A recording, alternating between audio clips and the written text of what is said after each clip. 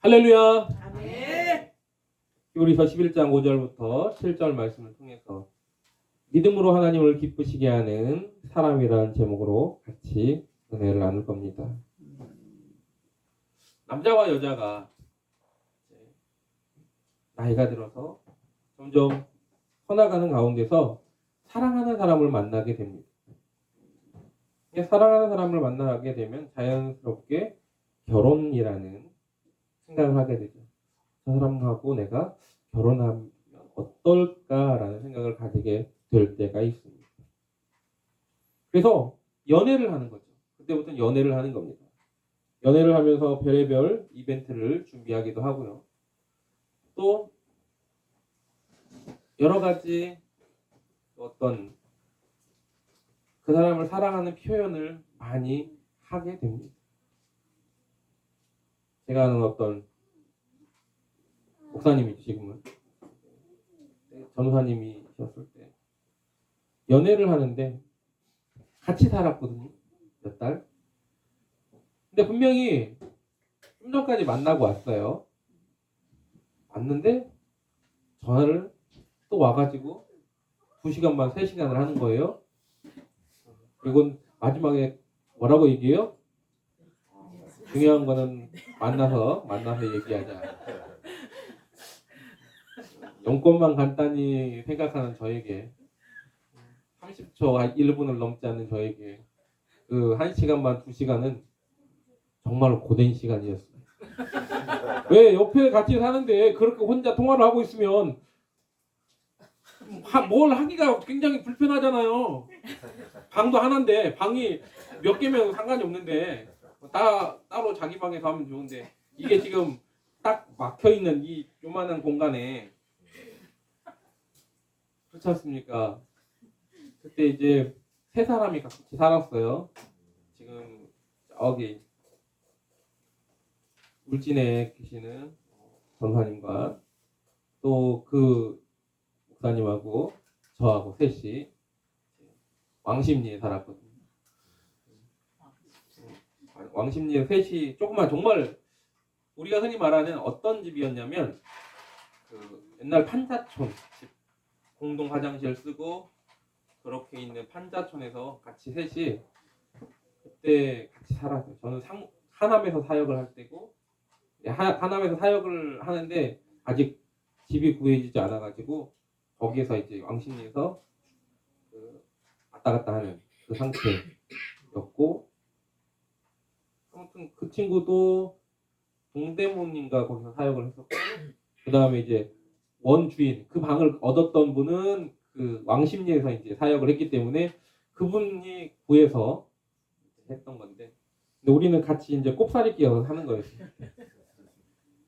그런데 주인도 2시간 반, 3시간 아무것도 못하고 있고 저도 그러고 있고 혼자만 신이 나갖고 계속 이야기를 하는 거예요. 근데 아는 사람이잖아. 왜냐하면 여자친구도 신학교에서 같이 만났던 같은 동기이기 때문에 다 알아요. 오빠 하고 다니던 그 동기하고 같이 이제 연애를 하기 때문에 뭐라고 할 수도 없고 야 너 나가서 근데 나가서 받으라기에는 겨울이어갖고 너무 추웠어. 괜히 나가라고도 못하고 그래갖고 며칠 그러고 이제 그런 기간이 이제 굉장히 좀 오래되니까 한마디 했죠. 작작 좀 해라. 왜 너무 오래 하니까. 근데 그런 시간이 연애 기간에 있다는 거죠. 물론 그렇게까지 안 했는데 하신 분도 계실 수 있어요. 근데 그런 분도 계시고 아닌 분도 계시다는 거죠. 제가 그랬잖아요. 제가 자주 말하는 박성중 목사님이 이제 이벤트를 할 때 갑자기 남산 갔다 오는 동안에 우리한테 전화를 해서 야 준비해 가지고 그 촛불로 길을 이렇게 만들어 갖고 이렇게 맨 끝에 하트 이렇게 만들어 놓고 들어오자마자 당신은 사랑벽기에 태어난 사람이 이렇게 불러졌다. 그런 사람도 있어요. 저같이 평생 이제 사모님이 프로포즈를 안 했다고 구박받는 사람도 있고 뭐 그 여러 가지 그런 게 있습니다. 중요한 건 그럼에도 불구하고 분명히 저도 연애를 할 때 사모님에게 여러 가지 나 나름대로의 어떤 그런 애정 표현을 했다는 걸 알아두시기 바랍니다. 자, 왜 그러느냐? 왜 그렇습니까? 사랑하기 때문에 그런 거죠. 그래서 자꾸 만나고 싶고 그런 거예요. 그런데 요즘 많은 젊은 친구들이 결혼은 어떠한 필수 조건이 아니다라고 생각하는 겁니다. 세상에 노래에도 그래서 연애는 필수인데 결혼은 선택이라는 그런 가사가 나오는 거예요. 왜 그렇습니까? 그 결혼을 안 하겠다는 것이 단순하게 어떠한 그런 가사만의 문제가 아니라는 겁니다. 책임지지 않겠다라는 거예요. 결혼이라는 그것은 내가 당신을 이제 평생 책임지겠습니다라는 어떤 선포와 같고 그리고 그것이 굉장히 귀한 나의 어떤 서약과 같은 겁니다. 그런데 결혼하지 않겠다는 건 언제든지 애정이 식으면 헤어질 준비가 되어 있다라는 겁니다. 이미 전제 조건으로 당신과 나는 헤어질 준비가 충분히 지금 되어 있습니다라는 거예요. 현대사회에 너무나 쉽게 마음이 맞지 않는다고 이혼을 합니다. 근데 이미 시작부터 나는 당신과 헤어질 준비가 되어 있습니다라고 시작하는 것과 내가 책임을 지고 있겠습니다. 그렇게 책임을 지려고 노력을 하는 가운데 헤어지는 것과는 다른 겁니다. 여러분, 법적으로 책임지지 않고 의무를 다하지 않겠다는 것 얼마나 어리석은 일입니까? 예전에 얘기 드렸잖아요. 저 결혼하기 전에 그래도 직장을 다니시기 때문에 직장을 끝난 시간에 이제 만나려고 자꾸 다녔는데 그러다가 이제 금요일 날 철야 예배가 끝나면 12시가 넘어요. 근데 제가 갔어요. 그리고 가서 그날 이제 아직 교회에 소개시키기도 전이었는데 저쪽 동대문 쪽에 패션 아울렛 그쪽으로 가고 있는데 두 손을 잡고 이렇게 횡단보도에서 딱 마주하고 있는데 우리 장로님 가족들이 저 횡단보도 건너편에서 정확하게 계셨다라는 거죠. 서로 놀랐어요. 보고. 그리고 저희에게 모든 그때 당시 이제 대광교회 다니던 모든 성도들보다 제일 먼저 저희 사모님을 만났는데 떳떳했습니다. 저는 왜? 곧 이제 목사님한테 인사시키러 갈 준비가 되어 있었던 때이기 때문에 하지만 정말 세상이 참 좁구나 라는 생각을 그때 했습니다. 바쁜 와중에도 그렇게 만나려고 했던 이유가 뭡니까? 사랑했다라는 그리고 그러한 와중 가운데 그런 삶 속에서 벌써 뭐예요? 결혼을 하고 20년이 흘렀습니다. 되게 많이 됐더라고요. 주찬이가 얼마 전에 며칠 전에 고등학교를 졸업하면서 보니까 그렇더라고요. 2004년에 저희가 결혼을 했으니까 2024년이 됐으니까 딱 만으로 20년이 된 거예요. 그런 시간이 흘렀는데 그런 부부가 되었다, 결혼을 하고 부부가 되었다라는 건 이제 뭐예요? 나는 배우자 외에 다른 남자나 여자를 사랑하지 않겠다는 선포인 겁니다. 그래서 검은 머리가 팥불이 되도록 신랑을 사랑할 겁니까? 신부를 사랑할 겁니까? 라고 구레사에 물어보는 거예요. 오직 내가 사랑하는 사람만을 기쁘게 해주겠다라는 의미. 이런 성스러운 서약, 약속이 결혼이라는 겁니다. 그래서 그 결혼식을 통해서 오직 한 사람의 아내로서, 한 사람의 남편으로서 정절을 지키며 살기로 결단을 한 것이죠. 만약 이러한 정절의 약속이 깨어지면 부부 생활을 이어나가는 데 쉽지 않을 겁니다. 그런 모습처럼 때때로 우리 주님을 우리는 뭐라고 말하냐면 신랑 되신 예수님이라고 표현을 합니다. 성경은 그래서 우리 주님이 신랑 되신 예수, 우리는 그리스도의 신부라는 표현을 자주 쓰는 겁니다. 두 관계가 어떤 관계가 되어야 되느냐라는 겁니다. 신뢰하는 관계가 되어야 돼요. 그렇기 때문에 그 신랑 되신 예수님보다 더 누군가를 더 좋아한다라는 건 뭐예요? 정절을 지키지 않은 신부가 되는 겁니다. 영적인 간음을 하는 것과 똑같다라는 겁니다.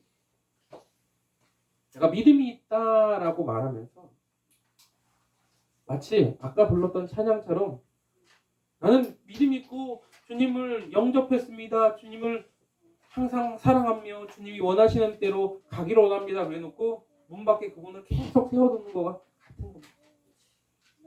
문을 자꾸 두드리는데 문을 안 열어줘. 그래놓고 나는 예수님을 믿는다라고. 진짜 믿음이 있다라는 건 오직 하나님 한 분만을 사랑하며 그분만을 기쁘시게 하기로 결단하는 그러한 마음을 가진 사람임을 잊지 마시기 바랍니다. 아멘. 오늘 보면 5절에 보니까 이렇게 말합니다. 믿음으로 뭐라고요? 에녹은 죽음을 보지 않고 옮겨졌다. 하나님이 그를 옮기심으로 다시 보이지 아니하였다라고 말합니다. 그래서 그는 옮겨지기 전에 하나님을 어떻게 기쁘시게 하는 자라 하는 증거를 받았다.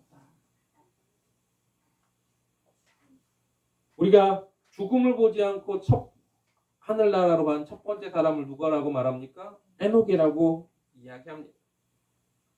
죽음을 보지 않고 천국으로 옮겨진 것. 굉장한 놀라운 사건이기도 하고 특별한 상징이 있습니다. 죽음이라는 건 아담과 하와의 범죄 이후로 인간에게 있어서 뗄래야 뗄 수 없는 가장 무서운 형벌인 거죠. 그런데 이 가장 큰 인류에게 주어진 가장 큰 형벌을 뭐예요? 넘어간 겁니다. 마치 모세가 출애굽을 하기 전에 마지막 10가지 재앙 중에 마지막 10번째 재앙인 유대인들의 장자는 죽지 않고 애굽인의 장자들은 모두 왕으로부터 짐승 새끼까지 첫 번째 난 거 모두 죽었습니다.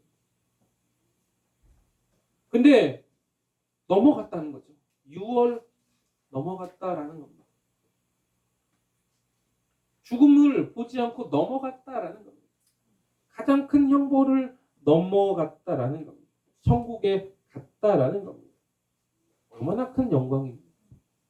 얼마나 큰 감사입니까? 그런데 이 큰 재앙을 넘어간 그 사건이 언제부터 시작되었느냐?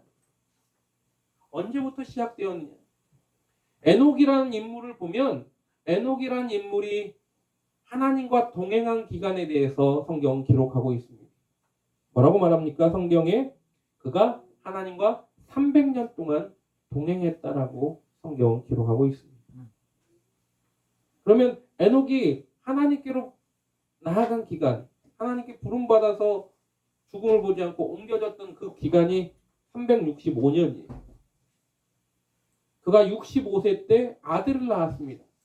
그 아들의 이름이 뭐예요? 무드셀라입니다.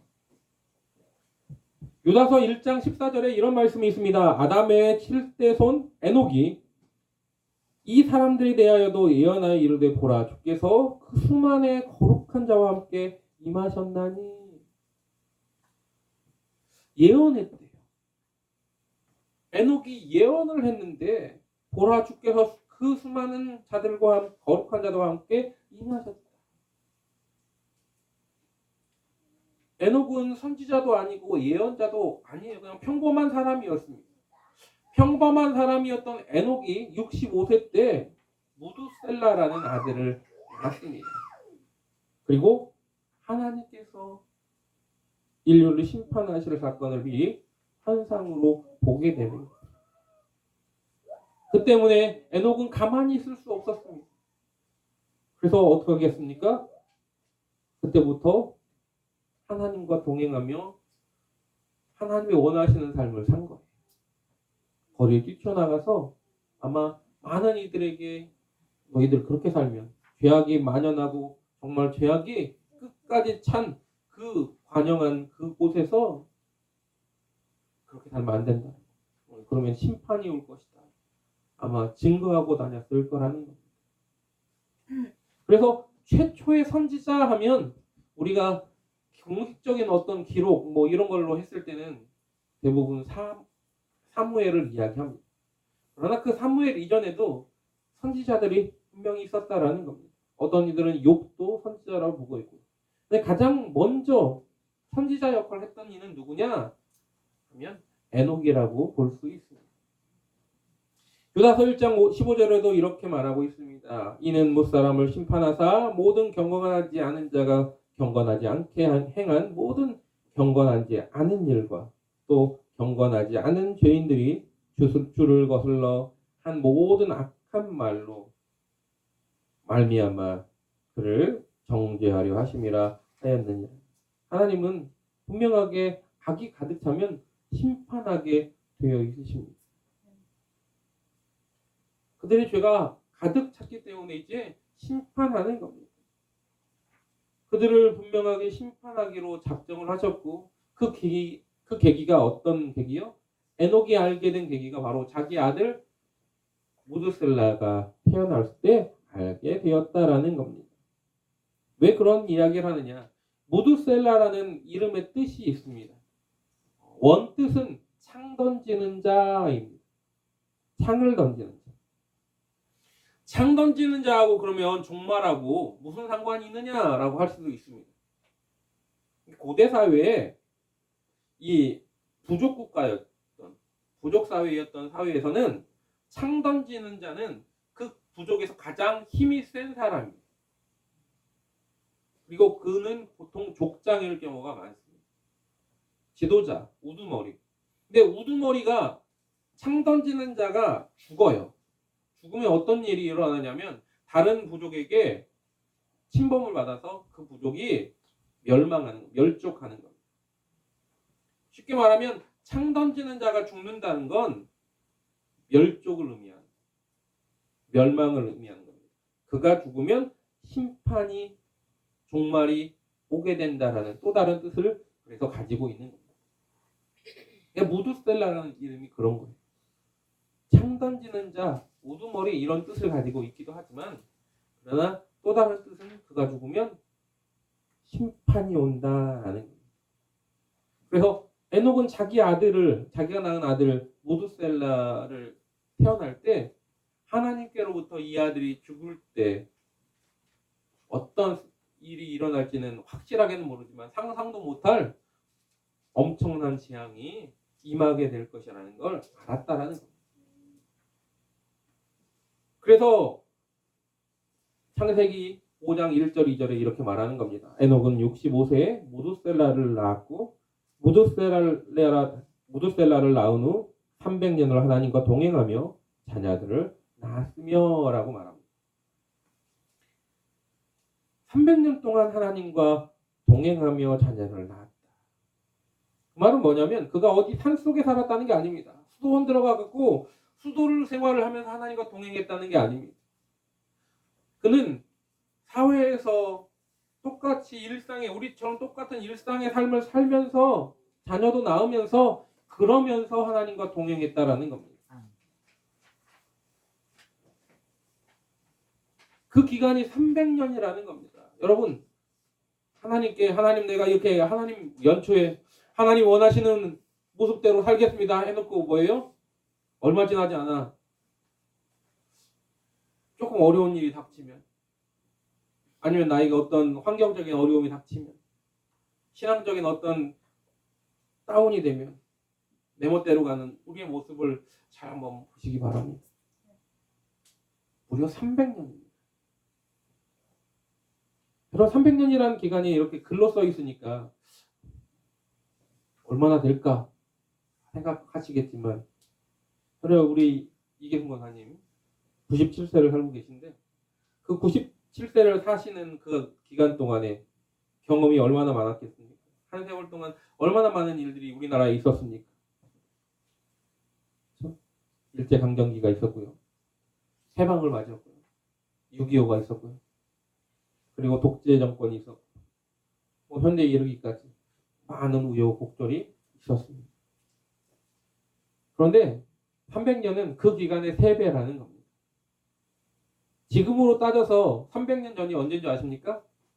1724년이죠. 여러분 1724년에 무슨 일이 있었는지 아십니까? 영조대왕이 즉위한 해예요. 어마어마한 옛날이죠. 어마어마한 옛날이에요.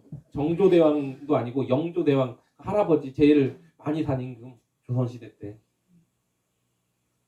우리 국사책에서 탕평책 배우고 규장각 배우고 하던 그 사람 나오던 때예요. 그러니까 얼마나 오래전인지 아시겠죠?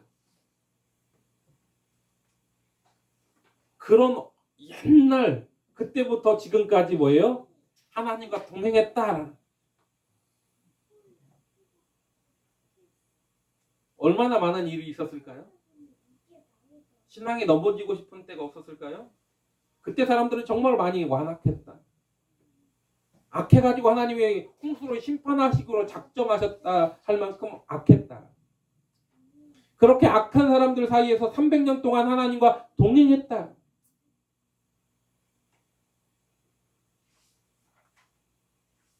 쉽지 않은 일. 쉽지 않은 일인데도 불구하고 어떻게 해요? 결코 포기하지 않았다라는 거죠. 포기하지 않았다. 여러분, 포기하지 않아서 결국에는 어떤 말을 들어요?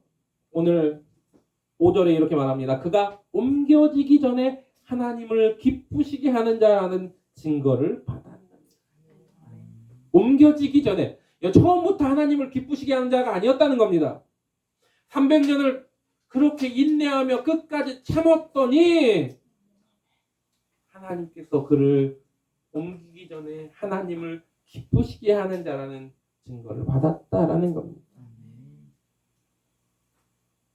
에녹이 처음 그 영적인 체험을 했을 때부터 에녹은 하나님을 기쁘시게 하는 자가 그의 인생의 목적이었던 것 같습니다. 아니, 그때부터 그것이 목적이 되었을 겁니다. 그렇게 매일 하나님을 기쁘시게 하는 삶을 하루하루 동행하면서 살아가다 보니까 결국에는 누가 인정하세요? 하나님이 인정하셨다는 겁니다. 아멘. 야, 에녹 얘는 내가 기뻐하는 나를 기쁘게 하는 자야. 근데 거기에 뭐요? 어떤 내용이 있습니까? 무엇으로 기쁘게 했다고요? 믿음으로. 끝까지 그 믿음을 지킴으로 말미암아 하나님을 기쁘시게 하는 자가 되었다라는 겁니다. 아멘. 여러분, 우리의 삶 속에서 매일매일 하루하루를 살아가면서 하나님을 어떻게 하면 기쁘시게 할까? 내게 믿음으로 어떻게 하나님을 기쁘시게 할까? 하루하루 그렇게 살아가다 보면 언젠가 하나님이 에녹에게 말씀하신 것처럼 넌 나를 참 기쁘게 해. 오늘도 네가 나를 참 기쁘게 했구나. 우리 아이들이 재롱을 떨어서 할머니 할아버지를 아버지 엄마를 기쁘게 하는 모습이 있죠. 그런데 다 큰 아이가 그렇게 애기들처럼 재롱을 떤다고 해서 부모가 기뻐하나요? 아니죠. 돌이 어떻게 해요? 뒤통수를 맞을 수도 있어요.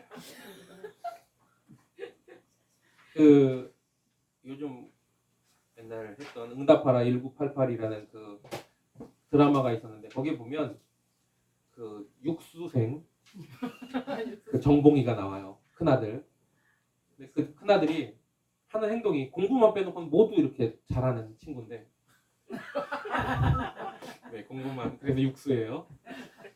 근데 그 부모님이 그 아들을 미워할 수 없어요. 왜냐면 그 정봉이가 철이 덜 나서 그 계속 복권을 샀거든요. 엄마한테 맨날 맞아요. 그래서 그거 걸렸는데 그날 걸린 그날 뒤통수를 맞으면서 엄마가 돈이 썩어났다고 욕을 했어요. 근데 마침 TV에서 주택 복권이 하는데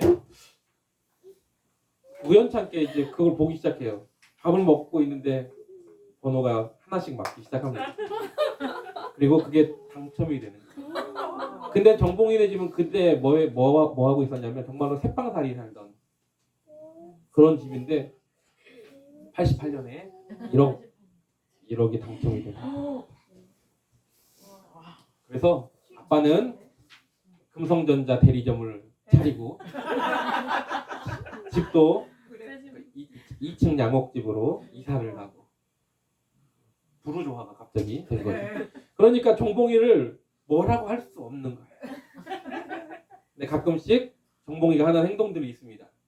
우리가 봤을 때 저거는 6살, 7살짜리가 해야 되는 행동인데 하고 있어요. 그럼 어떻게?